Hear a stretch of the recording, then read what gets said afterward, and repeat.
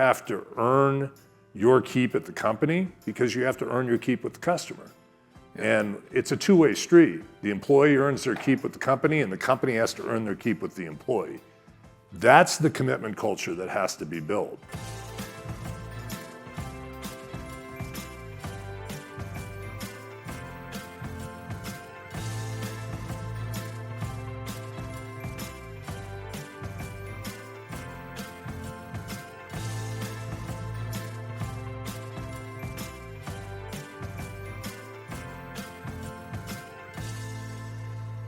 John Stankey, Chairman, President, CEO of AT&T. He's been with the company for 40 years. That's the second time I've said that today.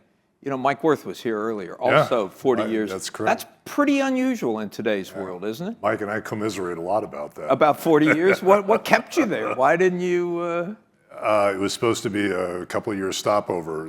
The short version of the story is it was in the Reagan administration when things were being deregulated. I joined on, and I just watched transportation and airlines and a few other industries getting deregulated, and they're about ready to do telecom. I said, oh, this will be interesting for a couple of years to watch this. And it turned into 40 because I kept waking up and they gave me more interesting things to do. And I don't think it's more complicated than that. Which means we have a lot to talk about, but I want to start with the area that's in the news. Blockbuster deal announced Friday, Netflix buying Warner Brothers. We're not in that industry. You were, dude. You were CEO of Warner Brothers. A glorious year and a half. It was longer than that. Was it? Yeah. It felt longer. It was longer than that. But you were CEO after the company was bought by AT&T. Yeah. You also made the decision to divest it in 2022. What do you think about this latest news? I'm not surprised when I made the decision along with the board to divest the asset.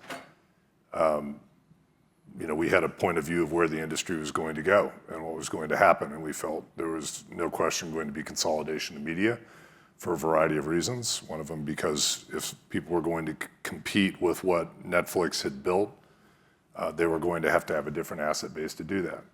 Now, at that time, I needed to do that transaction. I needed to move the company in a different position. You needed the money. Part of it was the cash. We needed to have the balance sheet set up in the way to invest into communications in an effective manner. And we couldn't reposition two businesses that need to reposition their business model on a public balance sheet. It's hard enough to do one, and I'm in the middle of that right now. But both the media business model had to be transformed and the communications business model had to be transformed. And so the effective issue was, it's got to happen. The Discovery transaction was doable. It could be approved in that administration at that time, fully expecting there would probably be a follow-on to get the kind of scale that it needed. I wouldn't say that 4 years ago I believed it was necessarily going to be this particular outcome. But you thought there would be a transaction. To the point of I held on to all my stock in the company during this period of time, waiting for this day. Is that right? Because you knew there'd be a transaction. Yep. So 75% of the people in this room think that transaction is not going to close. You have an opinion on that? I don't have an opinion on it. There's a $5.85 billion break fee, which is pretty astounding. Yeah. And I think that something's going to happen. I don't know which one's going to happen. But there will be something's going to happen. I don't know. You at the time called the Warner Brothers transaction one of the most difficult decisions of your life. Why was it so difficult? Well, it was difficult because it was reversing something that had been done a couple of years before. Were you part of the decision to buy? I was in the company at the time. Yeah. But I will tell you point blank right now, in my job, with what I do, at the end of the day, when there's an M&A decision to be made, if we're going to go dump $10 billion of capital into this or $40 billion into that decision's my decision. It is my decision and my decision alone. And for anybody to ever think that I would get up here and say, hey, we went out and we just plowed $22 billion into Spectrum with EchoStar, and it's really the guy working for me, it was his fault. That's just not realistic. But was 2018 a mistake? It wasn't a mistake. It was a decision to try to get a different growth profile in the business with what was occurring at that time in the industry, to get a more asset-light approach that didn't necessarily take into effect what was going to happen in the globalization of media content and the amount of investment that was going to be necessary to truly build a global direct-to-consumer streaming infrastructure that wasn't nationally based. And once it became something that wasn't domestic but global, the whole premise fell apart. And I had a lot of reasons to step back and say, I've got to be successful. Both businesses have to put themselves in a position to be successful. How long after becoming CEO did you realize that? I started working on it the day I took the reins. You knew day one. Oh, I knew I had to put the business on a different trajectory day one. Do you miss your days as a big media company CEO? I was not sitting around this weekend wishing I could be in the middle of all this. No. Why? I mean, it's a pretty high-profile position. They get paid a lot of money. I got a text the weekend of the Emmys on Sunday, and somebody sent me this misguided text, and they said, "Don't you wish you were on TV right now for the Emmys?" And I responded back and said, "The Emmys are on tonight." Why didn't you like it? This is so old news. Let's move on. I will move on. I'll just finish this and I'll move on. We got time. There's a lot of things I liked about it. I really liked when you got it right, you got the product right, the impact that it had. And I loved working with creatives that when they got that equation right, the emotional connection and the dynamic of getting the formula correct and getting it onto a product that people could consume it on in a way they wanted to consume it was really satisfying. And I met some really interesting, neat people that I worked with. What did not like about it? In the creative space, brand building is about the power of the individual. It's about the creativity of the individual. It's not about the company. The company, in terms of its business model, its importance, and the relevance of its brand, is probably third in the pecking order of incentive prioritization for a person who works in media. And I trained for a very long time in my career where the company and the business model of the company was always paramount and first. And you thought about your career and putting your talents and capabilities to use in a way that could benefit the mission and the direction of the company. And that was first. And you worked within that framework. I didn't train in that other space. Yeah. And that's a very, very difficult model to change culture in when you want the business model to change. You want the premise of the company to change. And everybody else is on an incentive structure that's directed toward, I need to build my brand. My personal brand. I need to make sure I've got relevant work. And you're over here trying to move how I do that and how people get compensated. Yeah. And really, when you look at some of the chatter that's going on right now in this transaction that's occurring in Hollywood, it's about that dynamic that people are going, oh my gosh, it's coming home to roost right now. Right? Yeah, yeah. So you've made a couple of references already to the culture transformation that you felt you had to make at AT&T. Describe what that culture transformation was, what the problem was that you had to fix. Well, it's what it is. We're in the middle of it. It's not done. And in a nutshell, we have a lot of good things about our culture at AT. We have a lot of good things that we do right. You don't hang around for 150 years not doing some things right. However, our business was, at its core, I'll call it an engineering-focused business. It was about deploying infrastructure and technology, and oftentimes that was infrastructure and technology that had very long lives, and so you would plan, and you'd think about, all right, let's go deploy this. It's going to be around for 20, 30 years. And then we would define what people got as a result of that. And that's not where we are today. We're not that way in terms of how consumers think about products and services that they want to use, nor does technology require that. So we had to flip from being a company that was internally focused, driving out, to one that was market focused, driving into the company, letting the customer and the dynamics of what's going on in the marketplace drive our behaviors. That was because of technology change? It's because of the technology change. It's because of what the internet did to really put the consumer in a position in the driver's to drive what they want. The switching costs go down dramatically in virtually every product category and every industry. You know, that was all hitting our business. And you have to be really, really good when you have to earn the customer's business every single day. And similarly, the shift that occurs in the employee base is one from longevity, consistency, predictability, and almost blind loyalty. As long as I show up and I'm here, this is where I come. To one of every day you have to earn your keep at the company because you have to earn your keep with the customer. And it's a two-way street. The employee earns their keep with the company and the company has to earn their keep with the employee. That's the commitment culture that has to be built, not one that I show up and as long as I show up, everything's okay. And you shouldn't ask any questions about that. Yeah, so you say you're still in the middle of it. I mean, there was a very interesting memo and long memo that you wrote, 2,500 words, about culture. Is it 2,500 words? I believe it was 2,500. It was probably 4,000 when I finished, so give me credit for compressing it. And that was before you could, you could have used ChatGPT to cut it down. You don't think I ran it through it? Did you? I absolutely did. Did it make some good suggestions? It made some Okay, I'm going to ask you about which phrases were yours and which, but I want to make sure this crowd knows, if you didn't see it, it was published in a competing news organization in August. I'm not going to mention the news organization, but search the memo and you can find it. Fascinating memo, relevant to everybody in this room about what a company culture should be. You talked about a market-based culture, less of a loyalty culture. You never used the word family, but as I was reading it, I was saying, hey folks, we're not a family. That's not what this is. This is not, we're loyal to you to the end. This is about you perform and you get rewarded.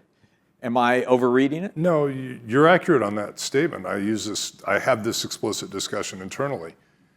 I hate to break the news to people, but there are members of my family I would not hire. I'm dead serious. There are members of my family I'd love to hire. But there are members of my family that would not fit into the mission and the direction of our business and be a good fit for our company. And so when people use the word family, and I love my family members, they will always be welcome at my table, and I will always be there to support them and do everything I need to do to make sure that they get through their lives in a productive way, in the way that fits for them. That doesn't mean they're right for AT&T. So I never use the word family because family indicates that by some default you belong to something. And I don't believe markets like that we're operating in technology afford that. So you don't have a right to be here. You're here if you earn. And similarly, the company has to earn the right for your skills and abilities. We have to do the right things to give you stimulating work that you're engaged in, that you want to come in and contribute on. Yeah. Now, that was a really important distinction, and it's a really hard thing for some people to move through. As I was reading, I mean, you talk about it as a reaction to what had to happen in the telecom industry and technology and the speed of change. But as I read it, it also felt like a pretty dramatic rebuff to some things that had happened during the pandemic. That there was a I mean, some of it was the work from home issue, which is obviously part of it, but also people feeling stressed, overburdened, companies increasing benefits, leave in order to allow more self-care? Maybe the pandemic heightened some of this. I think society, even without the pandemic, what I say right now, the instance of mental well-being in the employee base would be more challenged today than it was 5 years ago. I'd say probably. And I think these are dynamics we're all dealing with. I think the other thing we're dealing with is general mistrust of institutions. And while maybe corporations haven't quite dropped to the level of the press, the political media, yes, the political class, they have seen a decline as well. And all these things kind of go into the mix of my belief of how you have to navigate this trust dynamic is you have to be very transparent. You're not going to astroturf anybody with your messaging and what you're saying. And trust me, there was discussion inside the company about that note. I had a lot of people say, before it went out? You cannot put that out. I said, I'm putting this out. And I'm going to say it, it's going to be in the media. Yeah, it will be, but it's all true. And it's all factual. And you can't astroturf anybody and over the long haul build trust. And so that was my framework of, look, this is the deal. And I think it's a pretty square deal. It may not be for everybody, but it's a square deal. And we will work in the confines of this deal. There's a technology piece to this too, and I'm sure you heard this. Has been an argument that we live in a world where our employees, where the human beings, the talent that you can attract, create value for the corporation, much more than the capital and the infrastructure. Maybe not in telecom as much, but I think as you transition, that's true. And that therefore you have to pay more attention to the individual than you did in the past. Well, I think generally speaking, that's absolutely true. You earn it both ways. It's not only the person choosing, giving them a job, you have to incent them to want to stay.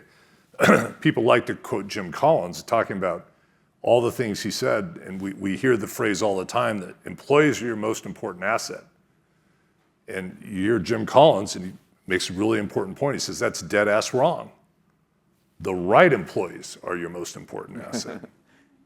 And in today's world, with skills changing as rapidly as they are and business models changing as rapidly as they are, I think that's a key responsibility of somebody in a capacity like mine, is getting the right players on the field. You did make a specific reference to time off, care leave, mental health leave in the memo. What was your point there? I'm very proud of what AT&T does in service of our employees. I'm very proud of our benefit structure. I'm very proud of how we listen, what we do. I have nothing to be ashamed of around that. We have all kinds of things that we do to try to navigate and help our employees get through the dynamics that they have to deal with. And it's ever changing. Yeah. And so this year we made a decision, despite the fact that healthcare costs are increasing at the way they are, our employee contributions didn't go up. Why? Because I know people are stressed at home. What did we do? In addition to that, we added more benefits and choices to people. We added more mental health care benefits than what we had before. We've added more tools for consultation because I know that's important to keep employees in a better place. And that alone isn't going to fix it. But it's another set of tools that can go in the toolbox that people who want to engage can use to manage their lives. Just one last thing on this memo, and then I'll move on. But it was a fascinating memo, and I do urge you all to read it. There's a ChatGPT summary link in the memo, by the way. Oh, yeah? You didn't see that? No, I didn't see it. If you didn't want to read all 2,500 words, I ran it through ChatGPT and said, here's the summary, so you can read the executive summary. I like the long version, but I feel that way about a lot of written stuff. You said very clear, because it's amazing actually 4 years after the pandemic, however many years after the pandemic, we're still having this great debate about in-office versus not in-office. You very clearly said, if you want a self-directed hybrid or virtual culture, we are not the place for you. That's correct. Had you seen clear... But before I said that, I gave all the reasons why. Do you remember what those were? Do you remember what those were? Yeah, exactly. You want me to recite them? We have seven very large projects underway in our business that are intended to fundamentally change how we do business. And I could tell you what they are. They're all multi-billion-dollar, multi-year commitments. They're complicated. They all require extensive interdisciplinary collaboration and work to get them done. There isn't a person in our company that if you went to their job, if they aren't working on one of these 7 things, they probably shouldn't be there, because these are fundamental and core to the business. We don't get those done without unparalleled, the best collaboration and best cooperation that we Well, now I'm curious. Can you quickly tick off the 7? Sure. One is a huge migration of our upfront customer digital systems, what we're doing in our care systems, and ultimately how that plays out into our billing and account management and application of AI into that. There's 3 major projects that go on that are running for over 4 years. Internal tech, basically. There's a flattening of our core network. We have multiple networks that support wireless, consumer fixed assets, business fixed assets. It's all being flattened into one routing network, so a packet is a packet is a packet, and we know what to do with your packet, whether you initiate it from a phone, a modem in your house, or a modem at business, and there's a massive undertaking to flatten that network and drive it to software. There is an initiative underway that is entirely modernizing and opening up our wireless network for the first ever open wireless RAN and opening interfaces up that is working with somebody who's sitting in this room and his parent company, and he was one of the architects of it. And We're building the largest fiber infrastructure in this country right now at a clip that nobody else has approached. And all these things are massive undertakings. They're the equivalent of building the railroad. And you can't do it from home in You your can't pajamas. you can't do it from home. And you know what? 60% of the employees that work for our business are in every day talking to customers in people's houses. They did it through the pandemic, and they deserve to have people there to support them. Yep. And we've got a bunch of young people working in our company who came back after the pandemic, working at their parents' dining room table, had nobody to mentor them, nobody to teach them the norms, nobody to teach them how to do anything in business. And they're looking for friends. They're looking for people that can help them through. One of the problems in our society today is isolation. Yeah. And working from home stems more isolation. It just like we talk about, I'm sorry. So this was a reaction to what happened. We talk about why youth in their adolescence are not figuring out how to get past social media and work with other people and have normal social dynamics. When you're at home, holed up by yourself, an adult doesn't build those skills. And it has to be taught, it has to be honed. You're kind of passionate about it. I'm incredibly passionate about it. Where you said you're not through the transformation. If on a scale of 1 to 10, as 1 is where you started and 10 is where you want to be, where are you? If I asked an employee group, which I do, and I go through a show of hands, probably 2 years ago, we were 40%. Most of the people in the room. Now most of the people are at 50 plus. Yeah. So we've probably hit the 50%. You're past the halfway mark. We've hit the 50% mark, but it took us 4 solid years to get there. And as I've told them, and it's not taking us 4 to get to the next. You're gonna speed up in the back end. We have to. So you were in, and the reason you have to is because you are in an intense 3-way race for the customer. It's not 3 ways. It's more than 3 ways. It's 5 in traditional providers. You got very large cable companies competing with wireless companies. Yeah. And don't think that for a minute that the hyperscalers aren't incurring in our business and taking business revenues from our large enterprise customers that we used to do in the cloud. I mean, we've got competitors coming at us from all sides. So with all that competition, what distinguishes AT&T? What will distinguish AT&T is having the absolute best infrastructure for tomorrow's technology. I can go into a lot of detail on how things like AI are going to drive the need for very, very high performance workloads up into networks, upstream bandwidth. Broadband networks of today have been built asymmetrically, largely bandwidth down, not as much bandwidth up. We're now generating more user content and more content up into networks more rapidly than we are consuming down. Building networks like fiber and engineering our wireless network in a way, because of the asset base we have, that we can have the best performing network to do that, will allow us to be in a place where those workloads are handled more effectively. Making all your connectivity services come together in one roof in a simple way, so you don't care whether it's the phone that you're carrying around, your car that's driving around, the house that you want connected, the time you're in the airplane, when you're in the Grand Canyon on a raft where there's typically no connectivity. When we solve that problem for a customer and we put it in one place, which we are on the cusp of doing right now, that will put us as a preferred connectivity. And how do you stand against those 5 or 6 or however you count your competitors today in terms of meeting that challenge? My belief is with the investments we've been making over the last 5 years, which this is a huge infrastructure business, you have to stay at it. We now have a foundation of assets that others cannot catch, and now the integration of those assets have to take place to make them all sing together. Those 7 projects I talked about are about knitting all that asset base together to make them dance. Are you spending more than anybody else? We have spent more than anybody else by over probably 400 basis points consistently each year. Compare yourself, because most of us think of AT&T and Verizon, compare yourself to Verizon in particular. If we're spending 18 to 19% of revenues reinvested in the business every year, that's about $24 to $25 billion, they're spending 14, maybe on a good year, 15% of revenues.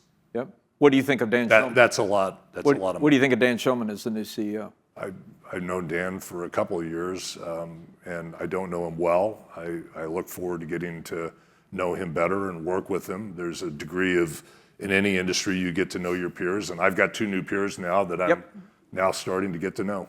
Well, since you brought that up, I mean, part of the reason you get to know your peers is because you're in a regulated industry and you have to deal with the regulators. How much time do you spend these days in Washington? Honestly. If I look at my travel log for the year, it is the single most visited city of any city I go to. It's amazing. Did you ever imagine that would be? When I came into the job, I always knew. I came into this job during deregulation. It's always been a part of this business. There are decisions made here that are important to the industry. I probably did not expect to spend quite as much time as I have, given the policy issues that came up on spectrum policy, on tax and investment, change of administration. It went to a level that I probably hadn't anticipated. The good news is a lot of that work, I think, put us in a great place. We are set up right now on a policy direction in telecommunications in this country right now that's the best I've seen my entire time with net, taxes, tariffs, immigration, regulation. Or deregulation. The policies of this administration have been good for your business? They're absolutely moving the right way. Net good. Net good. Not all good.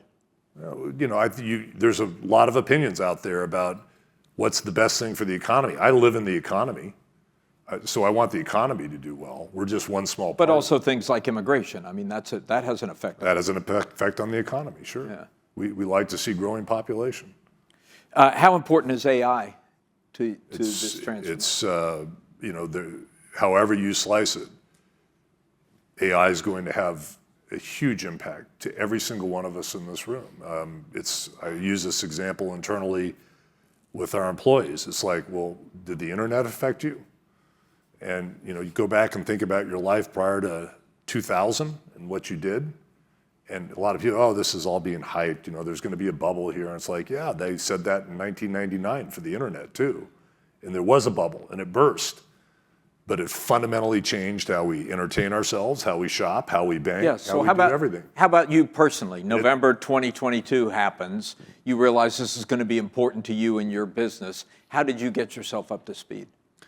I had to spend some time about 18 months ago getting tutored to really understand foundation. I used to do software engineering at one point in my career, so I'm not, totally out to lunch on some of this stuff. But it's different. And so getting up to speed on how these models work, how they learn, how they pull data through, what the implications can be. And even today, in my learning regimen, I force myself into reading an article, published article a week on the topic so that I can get a little bit deeper in areas. And I seek out others in the industry. I talk to my peers all the time. I'm looking for people who are practicing in the area to get points of view on it. We've had a lot of conversation over the last 24 hours about the people challenge of AI. In fact, Rich Lesser, who has now been rechristened the AI dude by Senator Lindsey Graham, talked about how 70% of your time and investment needs to be on the people, only 20 or 30% on the algorithms and the technology. What have you done to get, 140,000 people who work for you to embrace this technology change? A couple things. First of all, for everybody, we've put in place a variety of tutorials and education sessions to help them understand everybody. It's available to everybody through our learning platforms that we have, and they can avail themselves of these tutorials. They can learn about it. They can go through education sessions. They can get exposed to the tools that we make available to them and understand how to have simple use cases and applications. Did they do it? There are many who are doing it. We pay attention to who is. You monitor that? Of course I pay attention to it. I want to know who's trying to learn the skills. You talked a little bit about your monitoring in the culture memo. I pay attention to everybody who takes every training class in the business. That's nothing new. I want to see who's building their skill set and where they're building it. And this is just the next set of skills that people are going to have. Secondly, we've built centers of excellence within the company. So we started in one central place because the scarcity of the capabilities was a big issue. We grew some of it through external intake as well as bringing people up to speed on it.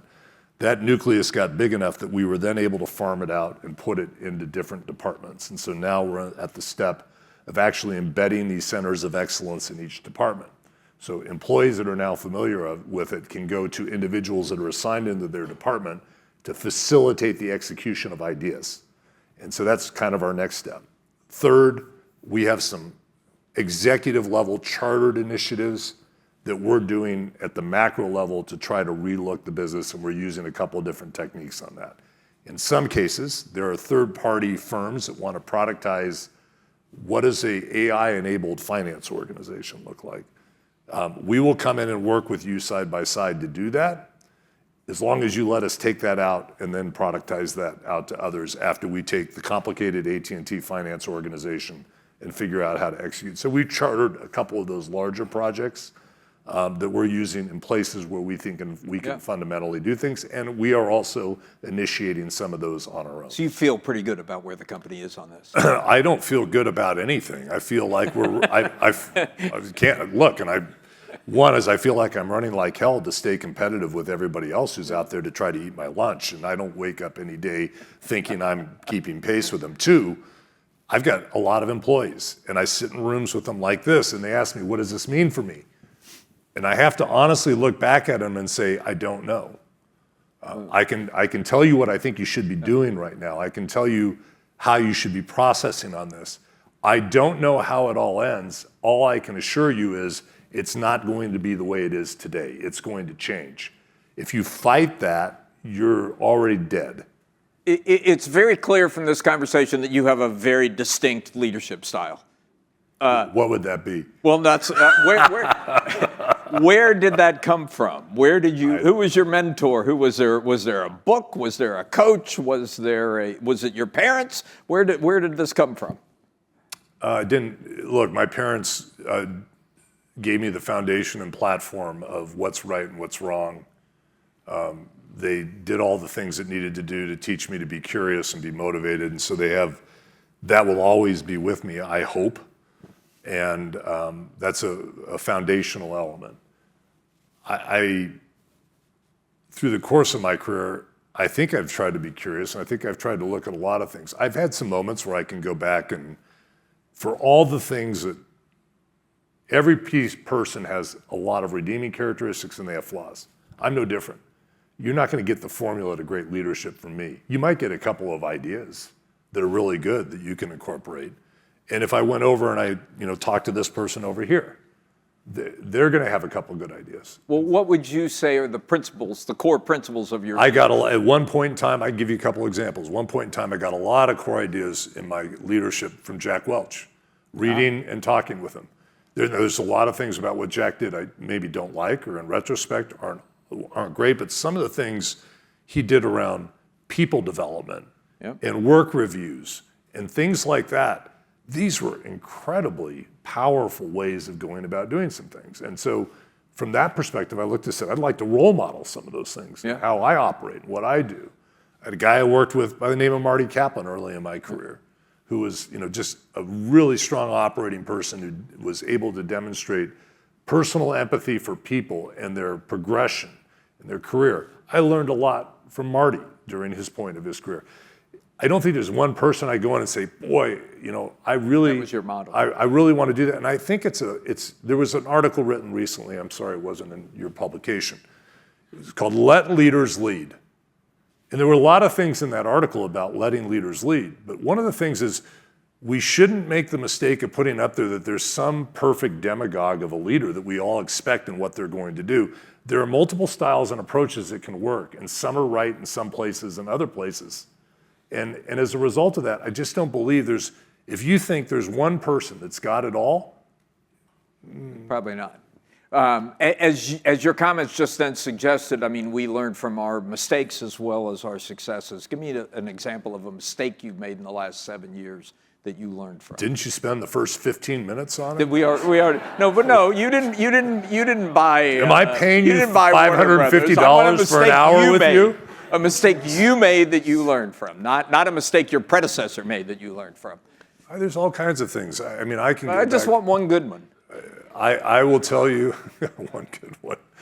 I will tell you that a mistake I made early on is thinking that I could take some of the culture evolution that we needed to do in this business and treat it as one of 5 things that we're working on and not put it at the forefront as the most central and important thing and force some very specific actions to move it on. And I was too slow to pick up on the approach I was using, and that's why it took us 4 years to get to 50%.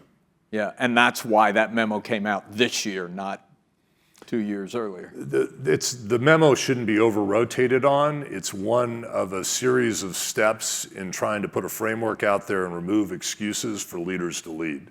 For leaders to lead under a context of how I'm building a framework in the business, and I'll take responsibility for that context. That memo outlined my point of view on it, and it gives leaders that want to lead all the air cover in the world they need to go and execute around that framework.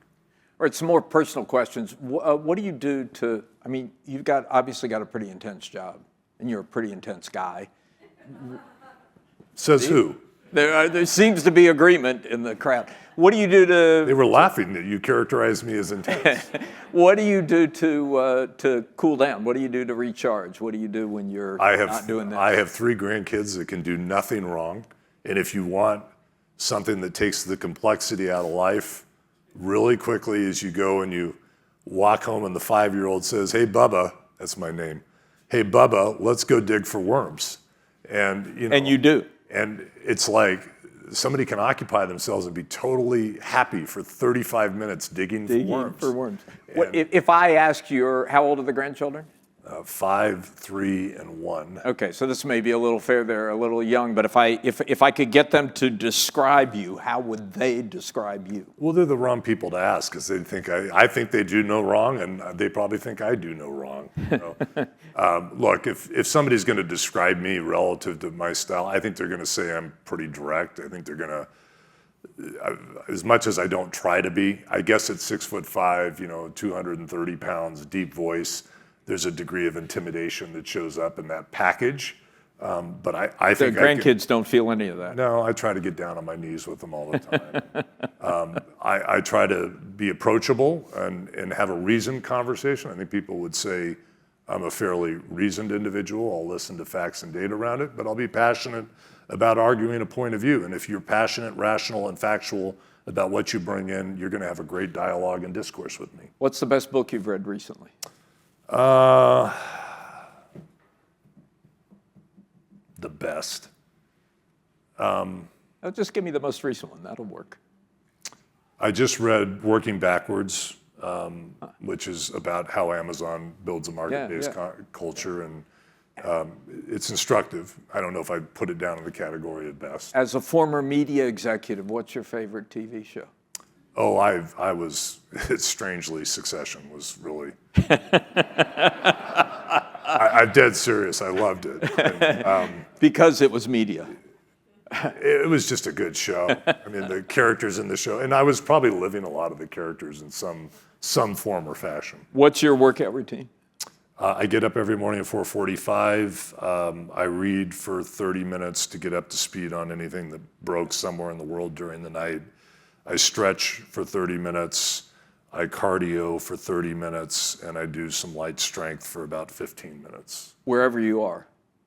When I can do it, wherever I am. Yeah.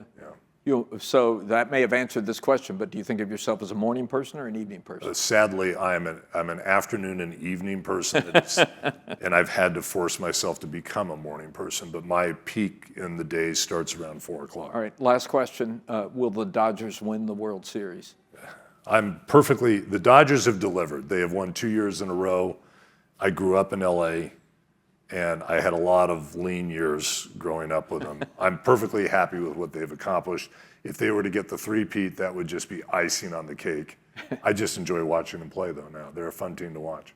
John Stankey, best team money can buy. You were a fun interview. Thank you for taking the time. Great to have you here. Thank you very much, Alan.